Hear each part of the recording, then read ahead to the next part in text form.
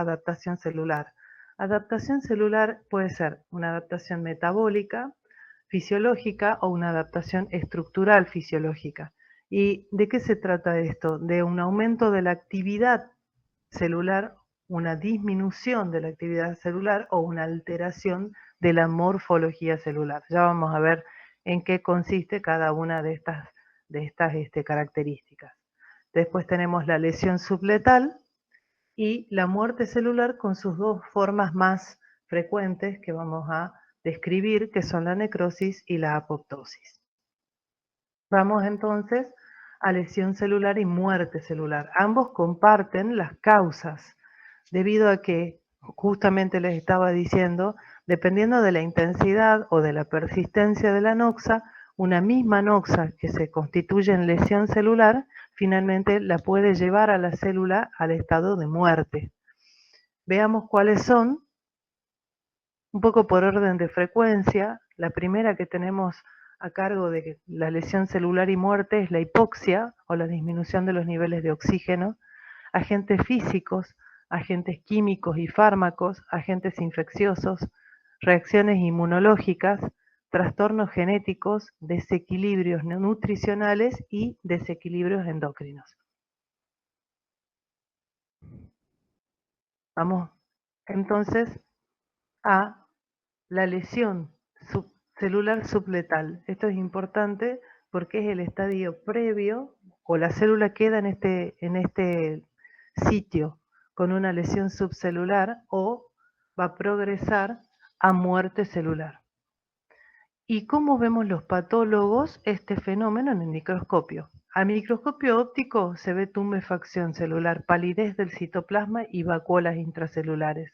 En cambio, a microscopía electrónica, la tumefacción mitocondrial con pérdida, tumefacción del retículo endoplasmático y pérdida de los ribosomas. Los ribosomas se desprenden de la membrana del retículo endoplásmico. Entonces acá ustedes tienen una célula normal y esa célula normal sufre una lesión que va a afectar a las mitocondrias produciendo tumefacción, al retículo endoplásmico con pérdida de algunos ribosomas. Eso es lo único que se va a ver. ¿Y qué nos pasa a los patólogos? ¿Vemos nosotros en microscopio óptico? No, esto se ve en electrónica. En la óptica vemos esta tumefacción del citoplasma que se pone un poco más claro.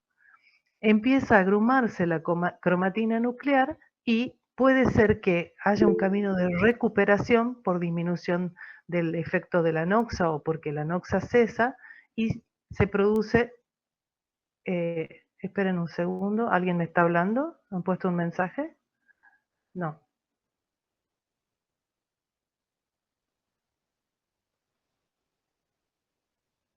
No sé, y tuve una notificación. Entonces acá lo importante es que se puede producir la recuperación a célula normal. O por el contrario, la noxa sigue persistiendo y produce deterioro celular que ya es irreversible, conduciendo a la necrosis. La necrosis es la muerte celular, pero por un proceso activo, no pasivo, como ya vamos a ver que acontece con apoptosis. Entonces, ¿qué se puede ver a nivel de microscopía electrónica? Tumefacción del retículo endoplasmico con pérdida de los ribosomas, rotura lisosomal y la protrusión de la membrana también es algo que a microscopía óptica no es tan claro. Ahí seguimos viendo que la célula está balonizada o edematizada. Hay condensación del núcleo y finalmente hay una pérdida, una apertura de las membranas y el material intracitoplasmático sale al exterior generando una respuesta inflamatoria. Se puede fragmentar también el núcleo. Miren la microscopía óptica del parénquima renal a nivel tubular. Esto es una microfotografía. Ustedes pueden ver algo de la normalidad a la derecha. Estas células que están acá son células tubulares normales. Aquí hay una alteración, ¿no? Hay como una edematización o balonización de esta célula del túbulo. Miren acá también ven grandes citoplasmas amplios y rosados. Estos son los núcleos normalmente que pueden verse. Acá ven pérdida del núcleo y esa pérdida del núcleo está traduciendo que hay quizás necrosis incipiente, pero hay necrosis tubular. Como yo les he contado, acá también ven, hay necrosis tubular, hay pérdida de las células, pero se hace más evidente en la microfotografía hacia la izquierda, donde no solamente uno puede ver ruptura de los núcleos y apertura del citoplasma y pérdida de la integridad citoplasmática, sino que la célula se ha desprendido incluso de la membrana basal del túbulo y cae a la luz del túbulo la célula muerta. Fíjense, estas están vivas, está todavía vital la célula con un citoplasma claro, el núcleo con la cromatina ligeramente granular, en cambio acá está con un núcleo más pignótico, más denso, y el citoplasma intensamente eosinófilo y de aspecto fragmentado.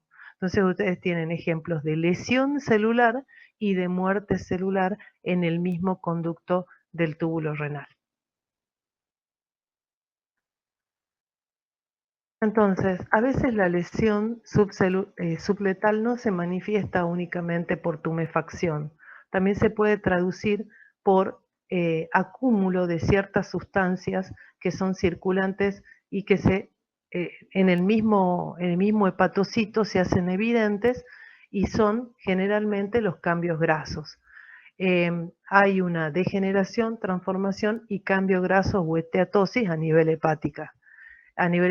Acá ustedes están viendo un corte del parénquima hepático que está intensamente amarillento. Este color amarillo oro traduce justamente el acúmulo de las sustancias lipídicas en el hepatocito. Y aquí puede verse en la microfotografía, este es un espacio porta, estos son los sinusoides hepáticos que no están fáciles de ver porque están alterados en su morfología por estas gotas translúcidas, así se ven con el procesamiento.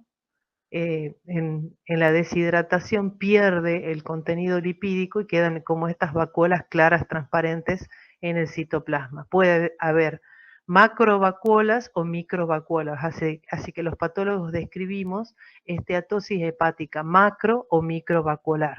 Se debe a la acumulación de triglicéridos o lípidos entonces en el citoplasma de las células hepatocitarias.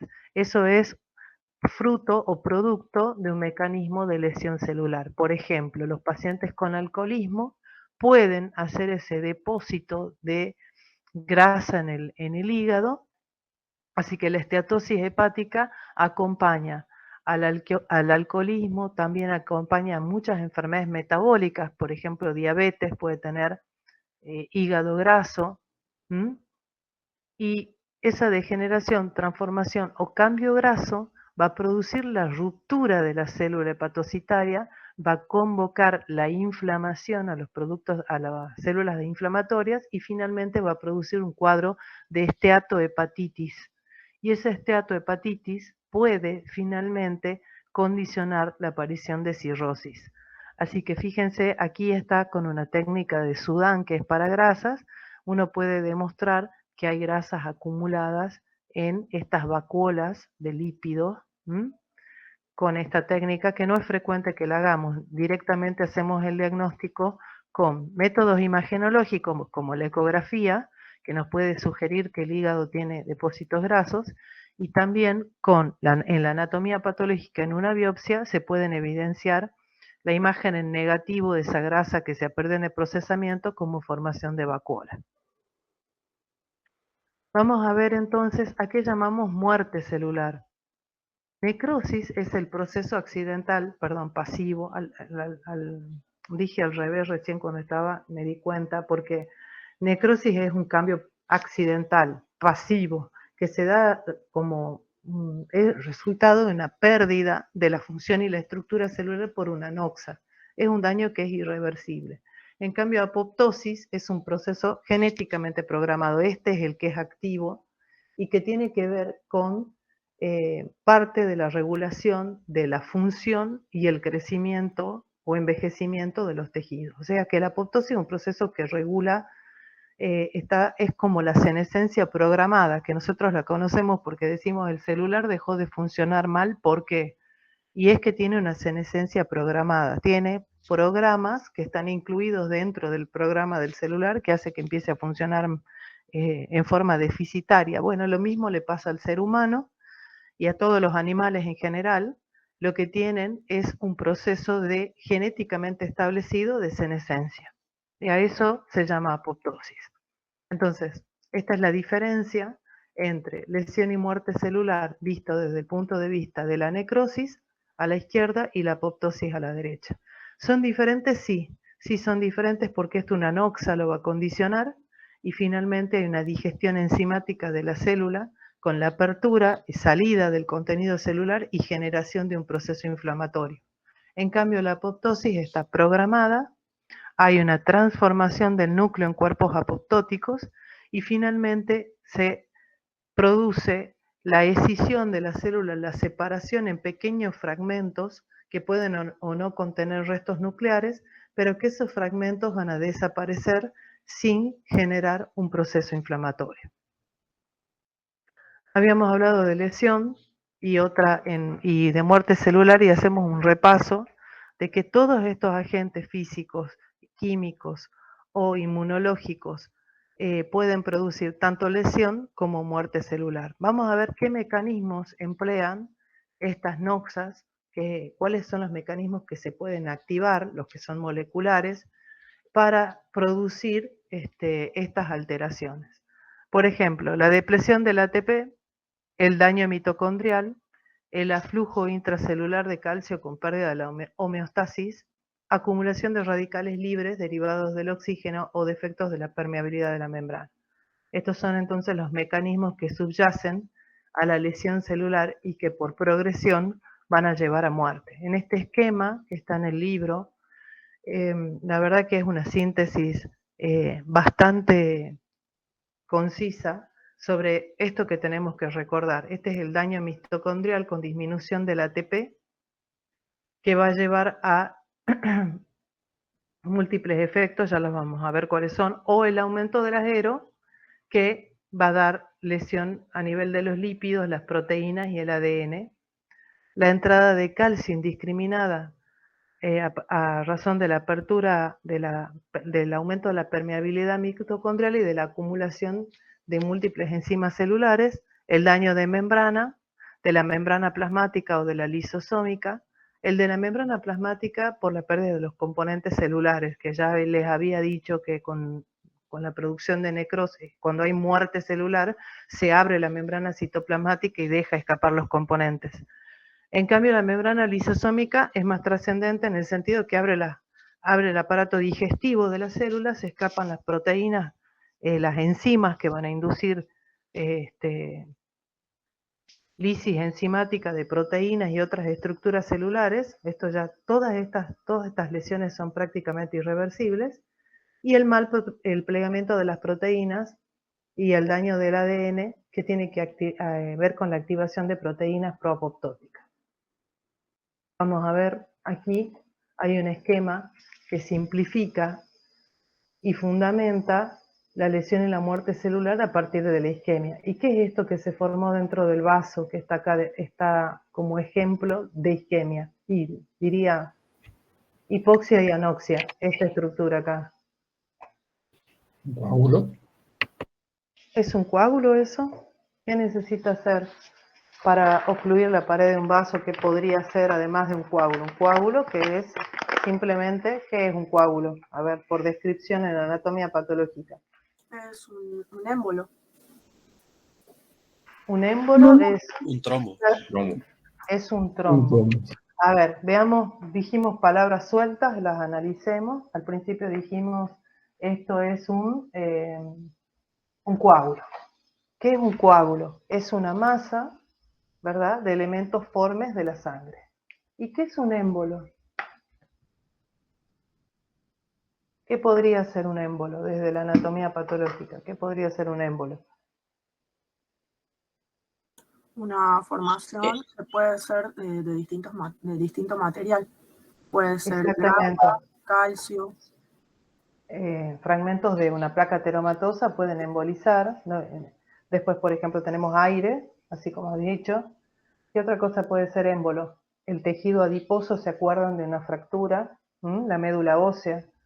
También puede ser un coágulo fragmentado a partir de un trombo de miembros inferiores, puede embolizar la cola del trombo, pero fundamentalmente, ¿cuál va a ser la diferencia entre un coágulo y un trombo a nivel de un vaso?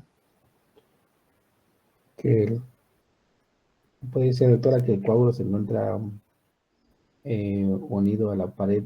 Al revés, el coágulo no va a estar adherido a la pared. ¿Quién va a estar adherido a la pared?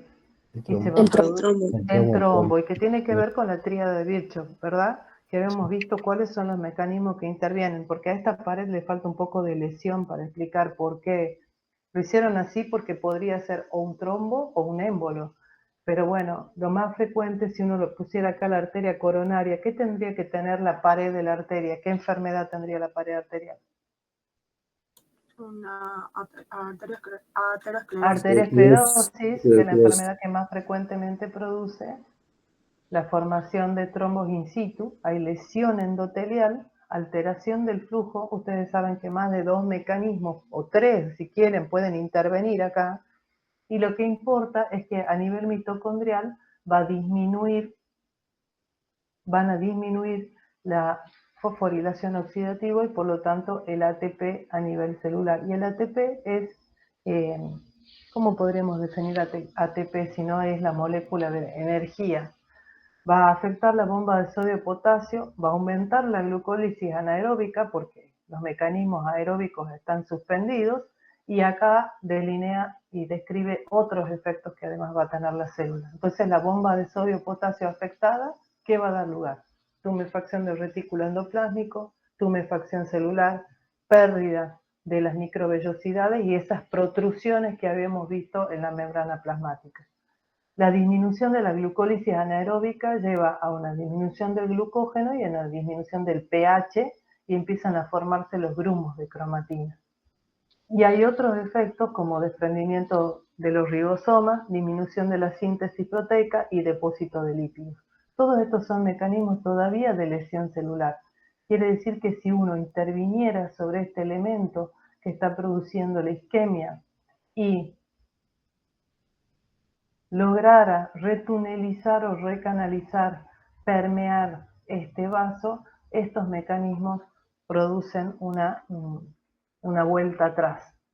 Hay un momento, un corte en el cual esto ya no es posible, y la disminución del aporte de oxígeno o toxina o radiación sobre la mitocondria, la disminución de generación del ATP, hay una producción aumentada de las ERO, van a dar múltiples anomalías celulares que son inevitables y van hacia la necrosis. En cambio, fíjense lo que pasa en la mitocondria también cuando hay una disminución de la señal de supervivencia del ADN, un daño a proteínas, va a activar el mecanismo de las proteínas preapoptóticas y una disminución de las anti-proapoptósicas, y finalmente eso va a conducir a la apoptosis. Este mecanismo es diferente del de la necrosis, porque este es conducción hacia la apoptosis, que estamos, ya habíamos dicho, programados. En cambio la necrosis es accidental, no programada y pasiva.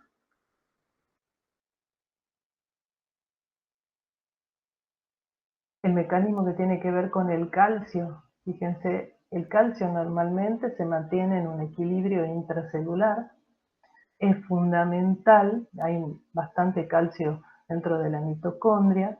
Ese calcio, cuando hay una lesión, se desplaza hacia el citoplasma. Lo mismo pasa desde el retículo endoplásmico hacia el citosol, y también hay un ingreso incrementado de calcio. Eso va a afectar muchas de las funciones de las ATPasas, fosfolipasas, proteasas, endonucleasas, y todas estas van a dañar la membrana citoplasmática o la membrana nuclear.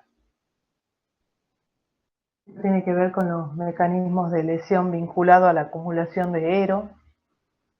Nosotros sabemos que son especies reactivas de oxígeno, las ERO, y que normalmente esto, si hay una producción, también hay un mecanismo de eliminación o descomposición, ¿verdad? Pero la radiación, las toxinas, van a hacer que aparezcan estos derivados que son tóxicos para la célula y que producen efectos patológicos. Por ejemplo, daña la membrana, modifica el plegamiento de las proteínas o daña el ADN produciendo mutaciones. Esa es la síntesis final de la producción de ERO. ¿Y cómo es que se produce el daño mitocondrial? Ustedes saben que hay una disminución de oxígeno que daña la mitocondria va a entregar calcio al citosol, a la vez que también entra en disfunción.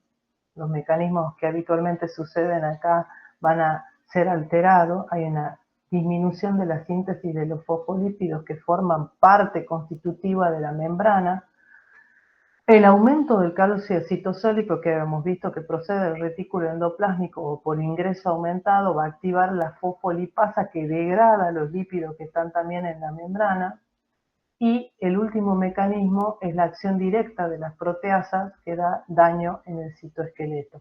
Entonces todos estos mecanismos finalmente al principio la van a alterar y después simplemente van a causar la disrupción de la membrana citoplasmática con pérdida de los elementos del citosol. Y este es el mal plegamiento de las proteínas, donde tiene que ver una cascada importante de enzimas que se activan. Acá tienen que ver las mutaciones también de las chaperonas. Entonces, hay distintos mecanismos por el cual los plegamientos de las proteínas se afectan. Normalmente las chaperonas hacen que las proteínas se plieguen de una determinada manera, o nosotros decimos proteínas plegadas maduras. Cuando hay una disminución de la reserva de energía o mutaciones genéticas de las chaperonas o infecciones virales o agresiones químicas, estas proteínas se acumulan en exceso pero mal plegadas. Entonces, ciertos mecanismos de estrés del retículo endoplásmico, acá no tiene tanto que ver la mitocondria como el retículo endoplásmico, lo que hace es, ante una ausencia de adaptación, activar los mecanismos apoptóticos, y cuando hay una lesión, pero que conduce a la adaptación y empiezan a acumularse estas proteínas mal plegadas, simplemente puede ir a la muerte celular. Tiene que haber un equilibrio entre la síntesis de las proteínas y el plegamiento de las chaperonas para que este tipo de muerte celular por apoptosis no se active. Bueno, entonces como síntesis teníamos la célula normal que sufre una lesión, balonización, edema del retículo endoplásmico y mitocondrial, cierta protrusión del citoplasma, pero sin ruptura celular. Todos estos mecanismos son reversibles si la noxa cesa o la noxa es eliminada y deja de ejercer su acción. Entonces, así una célula que está alterada, incluso puede tener acúmulos de lípidos en su citoplasma, vuelve a la normalidad. En cambio, si la noxa es persistente, va a inducir a simplemente acumulación de las ERO, lesión en la membrana plasmática, tumefacción del retículo endoplásmico y mitocondrial, alteración del metabolismo alteración de los niveles del calcio y otros mecanismos más que la van a llevar a la necrosis. Veamos entonces, para sintetizar, ¿qué va a ver el patólogo? Va a haber cambios citoplasmáticos y cambios nucleares. Y los vamos a dividir en microscopía electrónica y microscopía óptica. En la microscopía electrónica hay tumefacción del retículo endoplásmico con pérdida de los ribosomas, rotura lisosomal, protrusión de membrana, dilatación mitocondrial y figuras de mielina.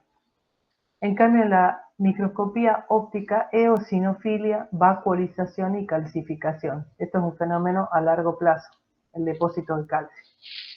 Los nucleares, en cambio, son condensación, fragmentación y disolución, y en la microscopía óptica yo voy a visualizar un núcleo o picnótico o cariorrexis o cariólisis, que simplemente significan ruptura nuclear. vamos a ver microscopías de cómo se ven estos fenómenos. Esto es una célula normal, núcleo, una célula normal con su núcleo indemne, y podemos ver el nucleolo. Fíjense cómo el núcleo siempre se va a ver como una estructura que tiene mayor afinidad tintorial. Acá ven las células, este es el mismo tejido, por eso estamos comparando. Fíjense una célula con un núcleo normal y este es con el núcleo pignótico. Acá también cambió el citoplasma, está más eosinófilo y ha perdido la morfología habitual. Acá tenemos el nucleolo, núcleo con nucleolo, que directamente desaparece en la cariólisis y la cariorexis con desaparición de las estructuras nucleares. Acá tienen directamente citoplasmático. Esto parece una figura fantasmagórica que puede describirse cuando hay necrosis, con pérdida del núcleo. Y los patólogos clasificamos la necrosis según tipos en coagulativa, colicoativa, gaseosa, gomosa, hemorrágica, grasa o citoesteatonecrosis y necrosis fibrinoide. La necrosis coagulativa es la que está mostrado en el esquema anterior, donde ustedes veían ese vaso ocluido. En un tejido, la oclusión arterial aguda va a dar lugar a necrosis coagulativa. No cualquier tejido no cerebral. Entonces, la oclusión arterial aguda, tejido que no sea nervioso, central, la patogenia, hay una disminución, hay lisosomas activados, pero se produce una desnaturalización enzimática dentro de la célula y va a causar adelante ese aspecto de célula fantasma. En la macroscopía, ¿cómo está? El tejido es pálido, firme, yo puedo ver la necrosis como un área pálida, diferente al resto del parénquima, y en la microscopía estas células que le contaba, fantasmas, sin núcleo, preservada parcialmente, preservada la arquitectura de la membrana citoplasmática, pero con ausencia nuclear. Vamos a ver entonces un área de necrosis coagulativa, el ejemplo del infarto agudo de miocardio. Este es el ventrículo izquierdo y este es el ventrículo derecho, y aquí están viendo este sector de necrosis pálida, rodeada por un collarete inflamatorio rojizo, o sea que este paciente sobrevivió algunos días al área de infarto, y se generó este proceso inflamatorio y de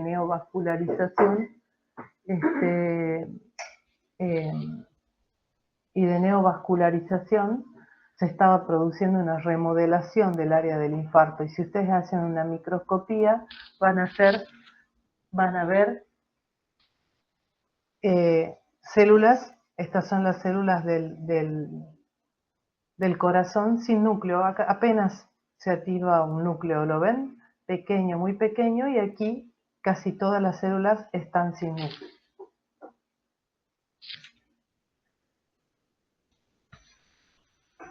Muy bien.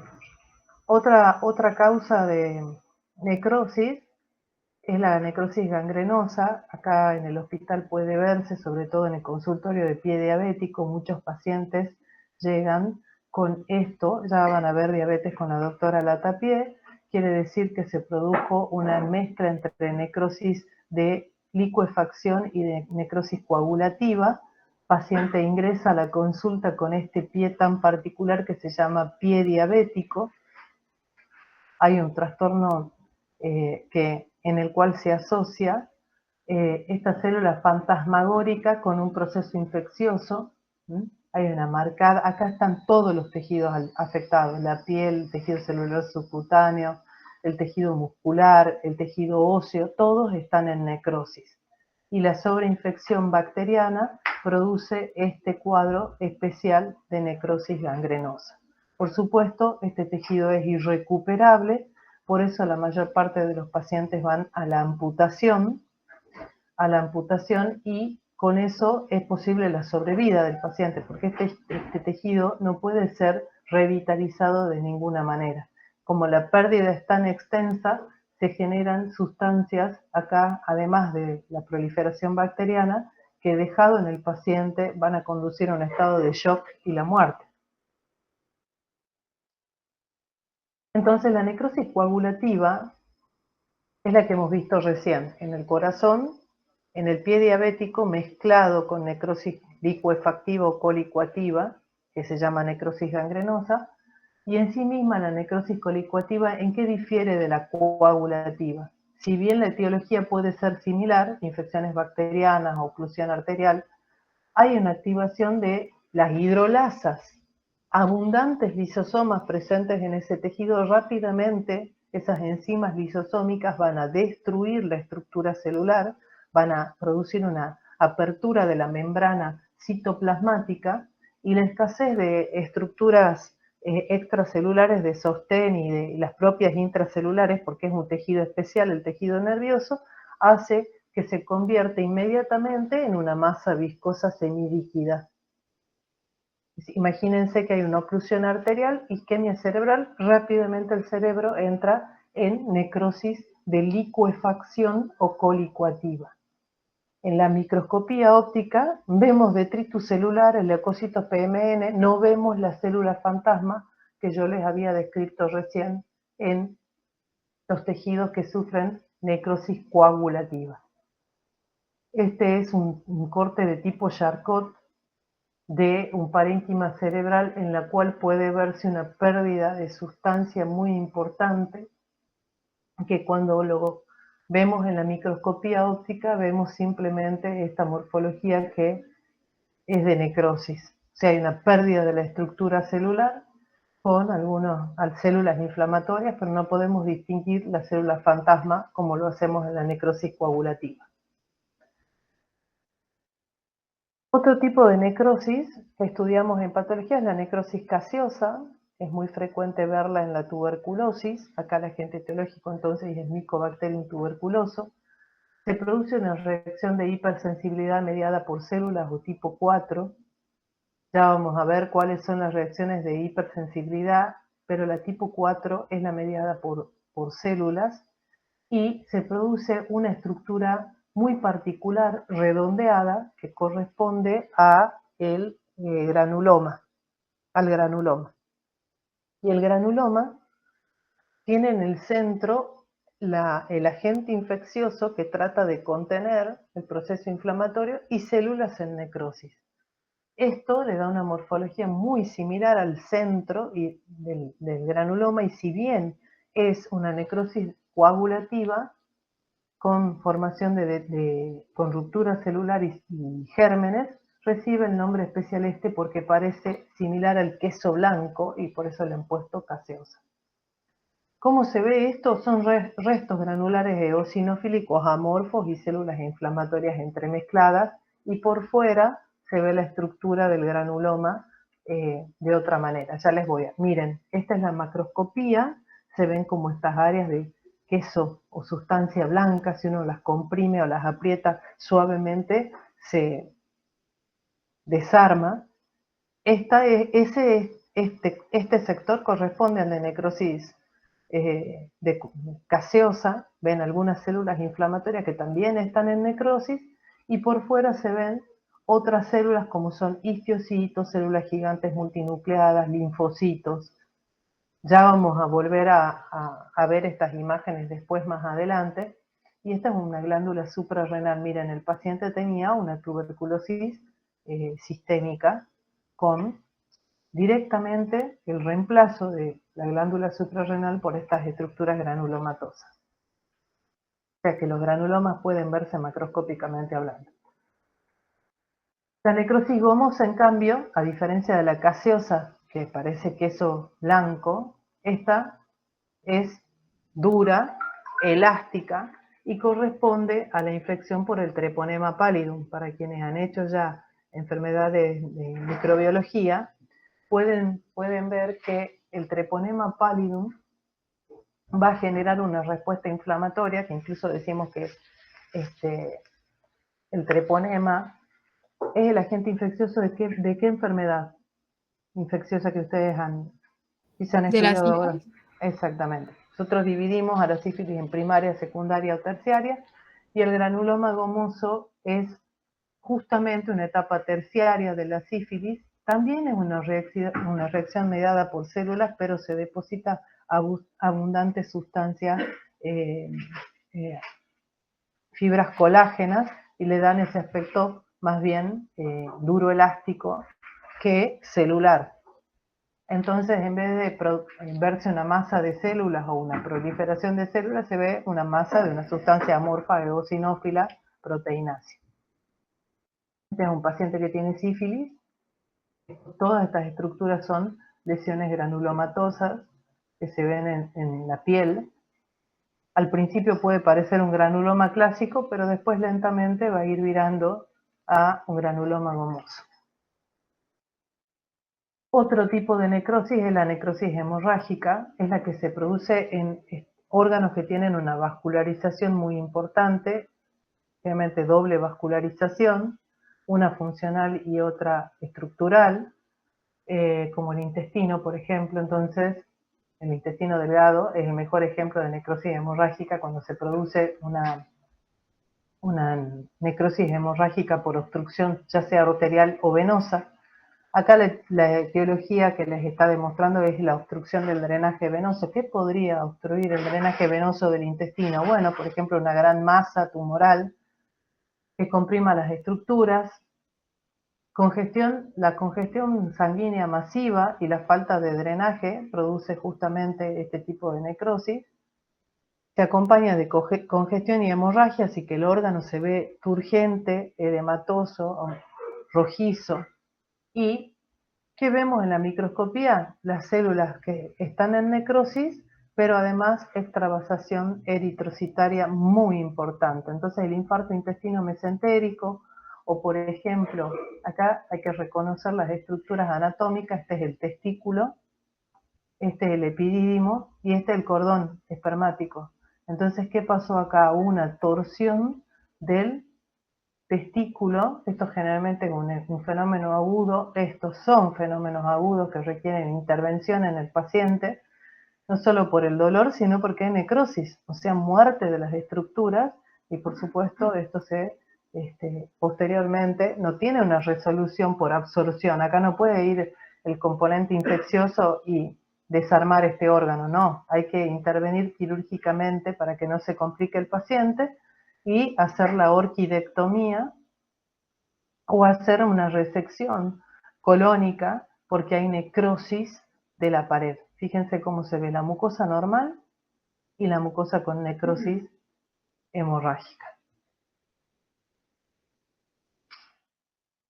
Bueno, para continuar con los tipos de necrosis tenemos la necrosis grasa o citoestatonecrosis. Por ejemplo, el cuadro más frecuente es el de pancreatitis aguda. La pancreatitis aguda se puede producir como consecuencia de la migración de una litiasis coledociana o una litiasis de la vía biliar, que es menos frecuente, pero una litiasis vesicular sí puede migrar por la vía biliar y ocluir a nivel de la ampolla de Vater el conducto. Entonces hay una rémora de todas las enzimas que libera el páncreas hacia el parénquima pancreático y produce una necrosis por autodigestión. Esa necrosis se puede, una vez que se necrosó la glándula pancreática, necrosar incluso estructuras del peritoneo o la grasa peritoneal, y es un cuadro gravísimo. Es un cuadro grave, del cual, dependiendo de la intensidad, puede llegar a sobrevivir el paciente. Por eso es importante intervenir la litiasis vesicular. ¿Y qué hace acá si estas enzimas son digestivas e intervienen en la digestión diaria de los alimentos? Imagínense que las estructuras no están capacitadas para sufrir licuefacción de la membrana. Entonces,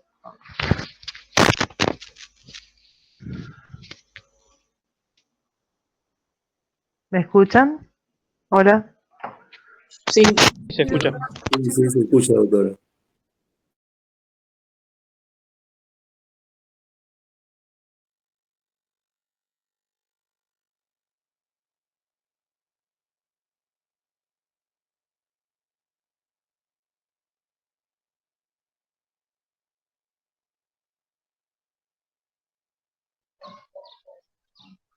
Ahora no se escucha, creo. No se escucha, doctora, No se no. escucha, doctor.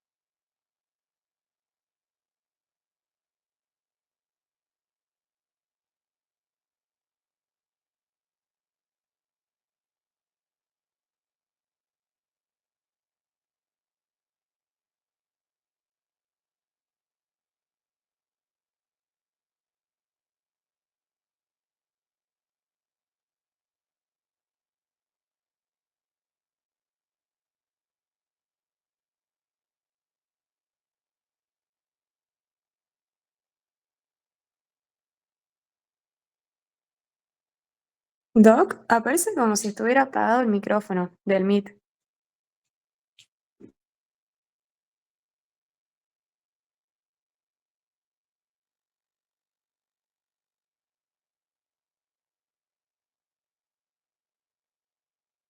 Si no, le convendría reiniciar la computadora.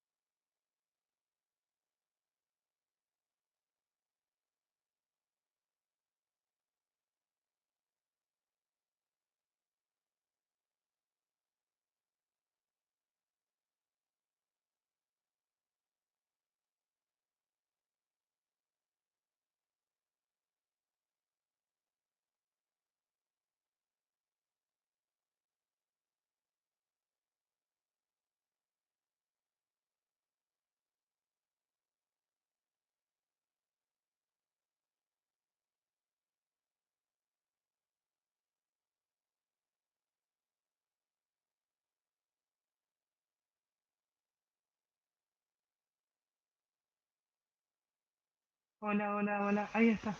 Ahí está. Hola. ¿Me escuchan Sí, bien? doctora. Hola, ahora sí se escucha, doctora. Sí, doctora. Hola. ¿Me escuchan? Sí, perfecto. No. ¿Me estás contestando, Lourdes? Alguien que me responda si me escuchan, porque yo no los estoy escuchando, no importa, pero me ponen Sí se acá en escucha. el chat, por favor. Sí, Sí, sí escuchan. sí, Bueno, doctora, sí se escucha. lamentablemente hoy me Estamos andan mal escuchando. el sistema de audio. Bueno, no los estoy Bueno, escuchando yo. Si alguien tiene que decirme algo, pero a mis alumnos que por favor me manden un WhatsApp. Ahí les comparto para que podamos terminar la clase. ¿Están viendo la pantalla? Si me ponen sí, yo sigo. Sí, bien. Bueno, entonces vamos a continuar con la necrosis grasa o la citoesteatonecrosis que yo les contaba que es producto de la pancreatitis. En general estos pacientes se operaban antes, ahora se los trata más desde el punto de vista clínico, a no ser que se compliquen con alguna infección dentro del abdomen. Son pacientes que están críticos. Entonces lo que se hace es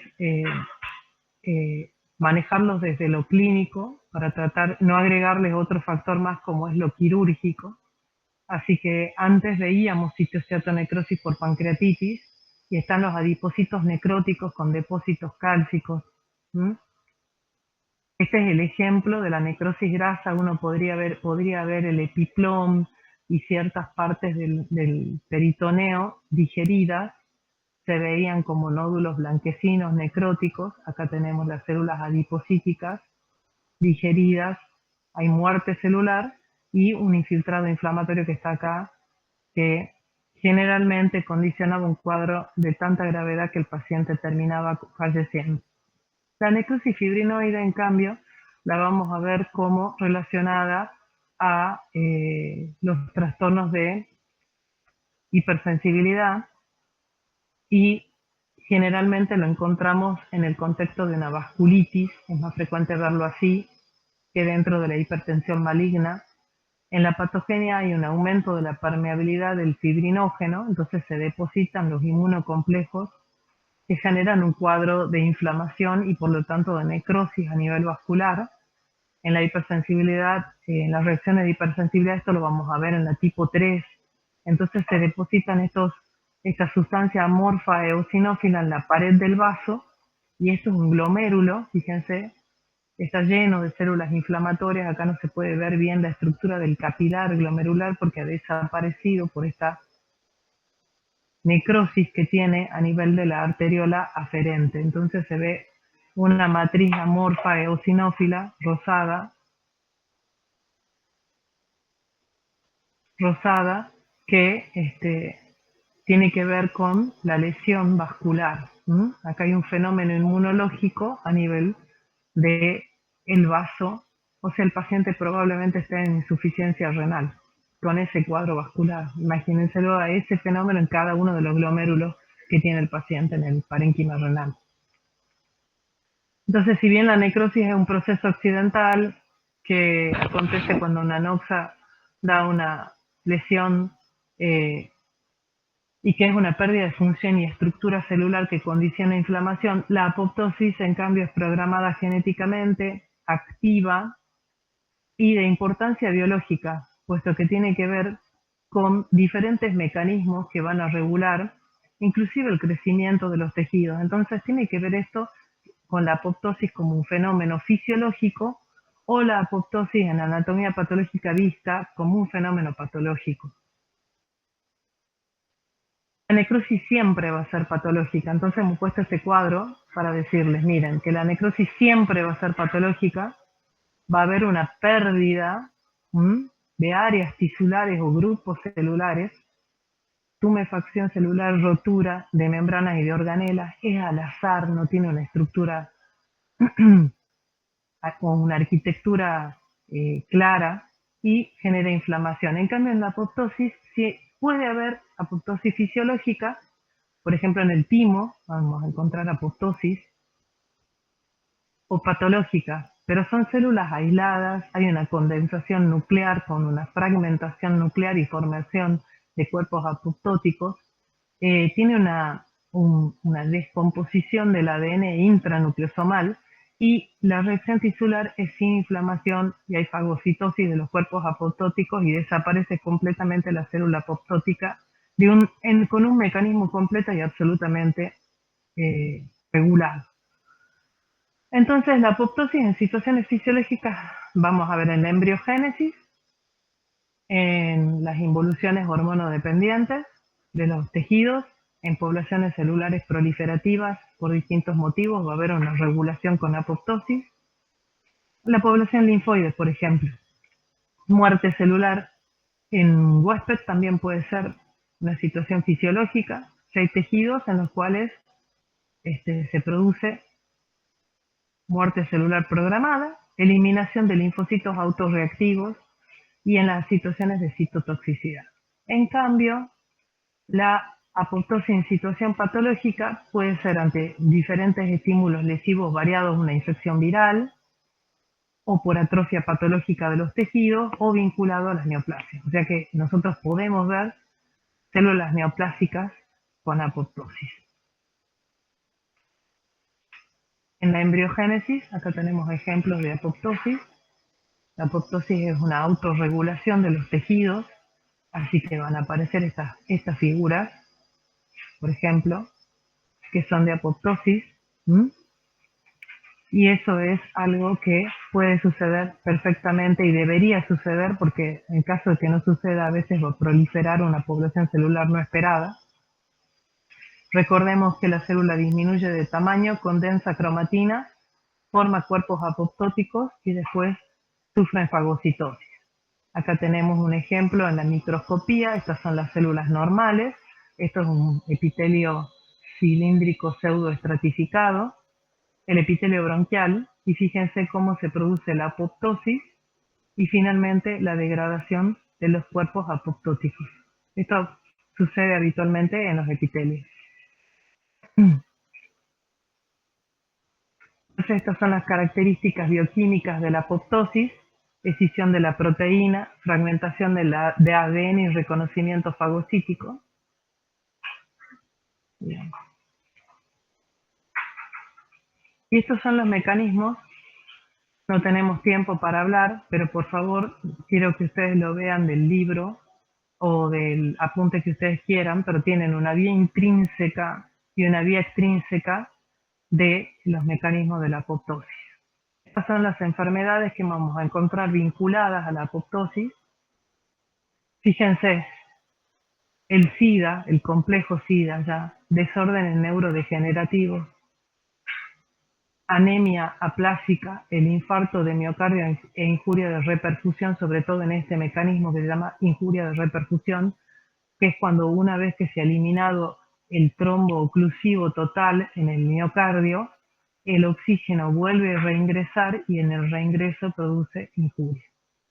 Hepatitis alcohólica y cirrosis también puede tener apoptosis.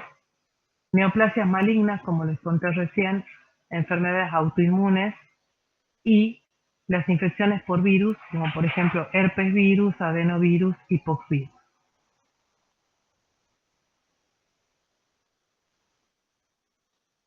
Eso también tiene que ver con la necroptosis, que se asemeja a la necrosis, pero su mecanismo es la apoptosis. Entonces queremos complejizar las cosas y las mezclamos en una palabra que se llama necroptosis. Acá tenemos que ver con, esto tiene que ver con la descripción de los mecanismos moleculares implicados, pero lo más importante es que desde la anatomía patológica hay daño en las membranas, igual que en la necrosis. Acá la pregunta es, entonces si hay daño en la membrana y salida de elementos citosólicos, ¿habría inflamación acá asociada? Eso es para que ustedes piensen. ¿La necroptosis va a ocasionar o no activación? Estos son los mecanismos moleculares de la necroptosis comparadas con la muerte celular por apoptosis. Fíjense, acá hay ruptura del citoplasma y tumefacción igual que si fuese una necrosis, pero las vías que activan no son las mismas, sino que son las vías similares a las de la apoptosis. Esto es muy diferente, necrosis, necroptosis, apoptosis, a la autofagia, que la autofagia es el secuestro de organelas en el citoplasma con la digestión enzimática a partir de los lisosomas. Esto puede suceder, por ejemplo, en estado de supervivencia, cuando los organismos carecen de nutrientes. La autofagia, por ejemplo, acontece en enfermedades como, por ejemplo, la anorexia nerviosa. Y hay alteración también, puede estar presente, por ejemplo, en patologías neoplásicas, porque ustedes saben que aumentan todos los requerimientos metabólicos a partir de las células cancerígenas, entonces el paciente puede desarrollar un estado de caquexia y autofagia. Hay que tenerlo presente. También en enfermedades infecciosas y trastornos neurodegenerativos puede estar presente y tiene un sustrato asociado a genes. Y aquí está ciertos genes. Acá tenemos la autofagia descripta, ¿ven?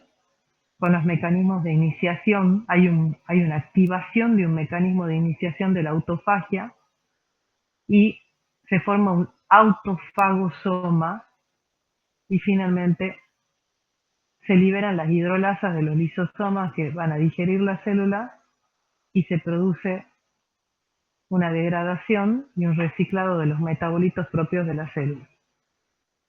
Imagínense en un organismo en autofagia, probablemente el sujeto pueda terminar su vida porque ustedes saben que los cuadros de anorexia, finalmente los pacientes, ya sea de cualquier origen, anorexia nerviosa o anorexia por un tumor terminal, los pacientes pueden concluir sus días en un estado de caquexia extrema. Entonces acá tenemos otra patología más de lesión y muerte celular, que son los acúmulos intracelulares. Esto ya es muy extenso, pero vamos a recordar que normalmente las células producen ciertas sustancias que se pueden acumular dentro del citoplasma.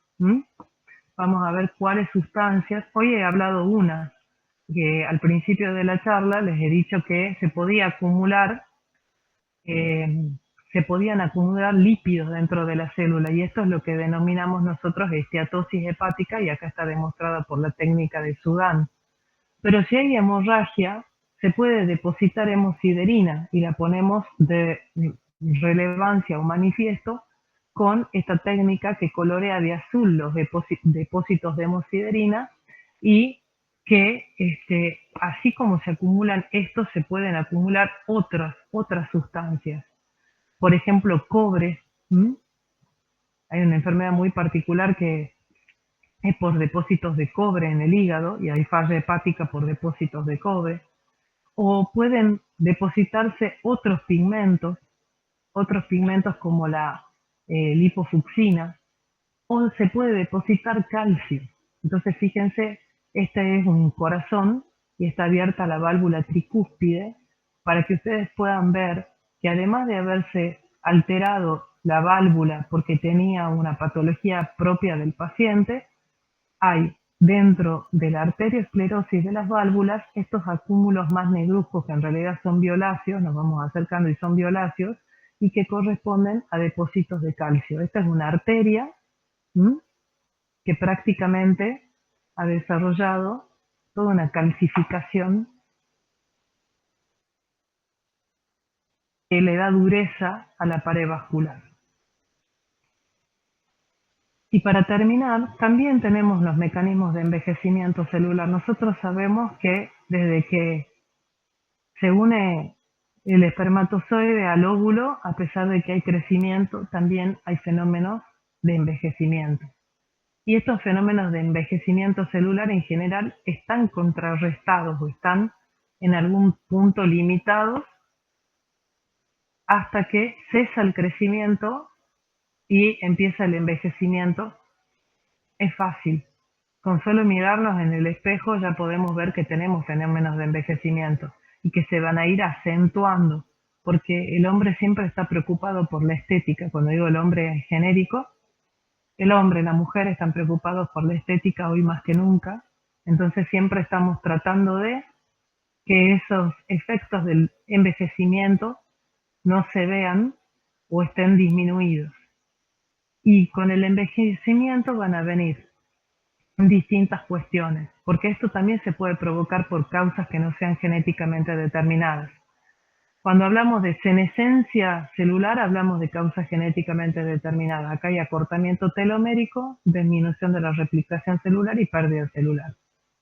Pero también puede ser que uno se exponga a carcinogénicos, como por ejemplo la exposición solar, o errores esporádicos que aumentan las EROs, aparentemente tienen que ver con la acumulación de EROs, que dañan el ADN, y la reparación defectuosa del ADN va a llevar a mutaciones, y las mutaciones a envejecimiento celular.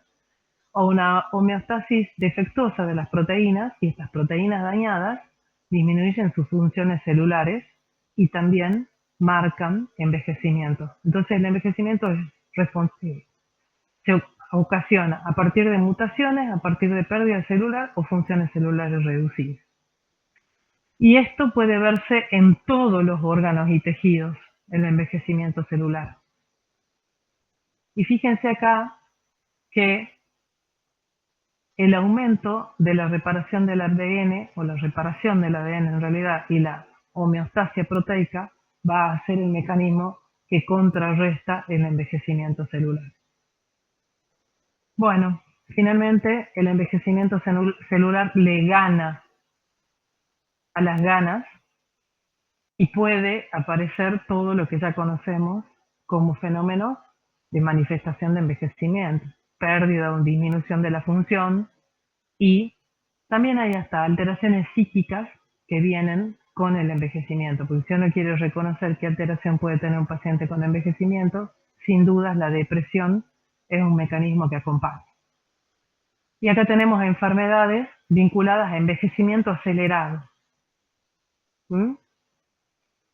Directamente nacen para ser niños viejos que van a fallecer a corto plazo. No sé si habrán visto alguna película, pero esto es la progeria. Y no podemos concluir los patólogos si no hablamos de la muerte, porque la muerte es el cese definitivo de las funciones vitales autónomas, cerebrales, cardiorrespiratorias y de la oxigenación viscerotisular, con pérdida de la relación entre el sujeto y el mundo circundante, y hay una condición y de su condición de ser humano con una existencia visible. Todo esto le pasa al sujeto que atraviesa la muerte. Entonces hay distintos tipos de muerte que vamos a tener muy presentes en anatomía patológica: súbita, aparente, natural, violenta, dudosa, encefálica. Ya hemos visto que al patólogo la muerte violenta y la muerte dudosa no son injerencia del patólogo clínico, puede ser sí del médico forense o del patólogo forense, y que la muerte encefálica hoy es un cambio rotundo en la medicina. De muerte encefálica hablamos todo el tiempo porque se debe a un proceso que se asocia a la donación de órganos. Acá tenemos la muerte súbita, que es una muerte brusca, imprevista, en un sujeto aparentemente sano. Puede deberse a enfermedades agudas o crónicas que hayan pasado desapercibidas, y generalmente es médico legal, porque acá no hay un paciente que haya atravesado un cuadro que uno presuma como causa de la muerte. Entonces, cuando no hay testigos o no hay una muerte súbita en el deporte, alguna vez lo hemos visto, estas son las causas. Las causas más frecuentes son las que tienen que ver con causas cardíacas, y la muerte natural es en cambio la producida sin intervención de fuerzas extrañas al organismo. Sí es interés de la anatomía patológica y no de la médico legal cuando es un paciente que está contenido dentro del sistema de salud, no el paciente que muere en el domicilio. La muerte violenta, ya sabemos, las guerras, el suicidio, el homicidio, esas son las causas de muerte violenta, y la autopsia es médico legal. Acá tenemos la muerte aparente, que es cuando las funciones vitales han sido abolidas, pero si la reanimación es exitosa, el sujeto sobrevive.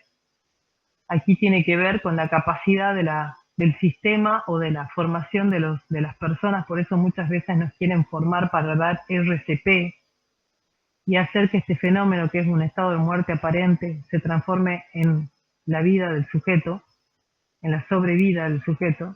Y hay muchos cardioversores ahora, entonces ustedes van a ver que hay zonas que denuncian: en este sitio hay cardioversor. El cardioversor está preparado para que lo emplee cualquiera que haya recibido, aunque sea una mínima capacitación. Esta es la muerte dudosa. El sujeto está muerto, lo que dudamos es de la causa de la muerte. Y en general, si es sospechoso de criminalidad, por supuesto, es médico legal. Aquí tenemos la muerte encefálica, el sujeto sin actividad encefálica, siendo controlado por electroencefalograma. Hay una abolición total de las funciones corticales y las del tronco cerebral. Está regulada por ley de donación e implante de órganos, ablación e implante de órganos, y siempre se van a hacer los protocolos de diagnóstico de muerte especificados por el CUCAI. O sea, no es cualquiera, no es en una circunstancia yo voy y diagnóstico no tiene actividad encefálica, no. Requiere un protocolo o un proceso en el cual al paciente se le diagnostica muerte encefálica, la familia recibe no solo el diagnóstico de muerte encefálica, sino la visita del CUCAI, y se produce el fenómeno se produce la donación de órganos. Y nosotros sabemos que hoy por hoy tenemos una ley que regula la donación de órganos, de manera que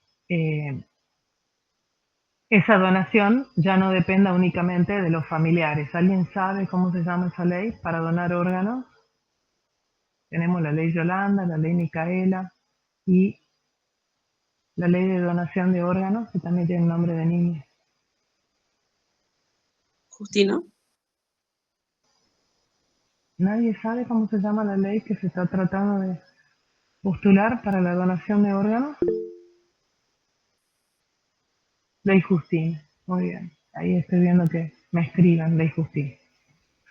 Así que bueno, Es un poco extensa la clase de hoy, espero que la hayan podido ver. Al principio, perdón, mis disculpas, no estaba tan lúcida. Es como día lunes hoy. Y no los puedo escuchar, lamentablemente. Necesitaría que si quieren decirme algo, me hablen. Hoy son un montón, estoy sorprendida. Espero que les haya ido bien. No sé si rendían microbiología o algo por el estilo. Justo yo viendo cómo suspendemos estas clases para que dejen de ser virtuales por clases presenciales. La facultad me proponen una clase híbrida en la cual el 50% de los alumnos, o por lo menos el 30% de tercios, asistan a clases al aula Dalma y el resto escuche, pero es un sistema rotativo. ¿Es de interés de ustedes eso? ¿Hacer un sistema rotativo de clases? Sí, profe. ¿Asistir en forma obligatoria a las clases? Tengo una queja de los docentes de que ustedes están yendo sin contenido al trabajo práctico. Entonces, les pregunto, ¿a ustedes les serviría más que yo los haga ir a clases híbridas? Obligatorias, ¿no? Porque o prefieren estudiar más y llegar al trabajo práctico con el conocimiento necesario. Sí, pero los chicos de Salta podrían tener sus propias clases presenciales. Aparte es híbrido, el sistema sería híbrido, dado que no es posible que tantas personas estemos dentro del aula Dalma. El aula Dalma sostiene 120 alumnos nada más. Están sobrando como unos 40 o 50. Todos los días ustedes tienen, esperen, a ver, yo les aclaro, ustedes de lunes a viernes hasta las 11 de la mañana tienen anatomía patológica. O sea, sí, las clases serían en el mismo horario, 7:30, 7:40, porque no puedo llegar antes. 7:40, por ejemplo, y comenzarían las clases con finalización tipo 9 para que puedan asistir a trabajo práctico. Así serían. Lunes, martes y jueves, ¿no? Esas son las clases diseñadas. Si ustedes ven el cronograma, cualquiera de esos días. El tema es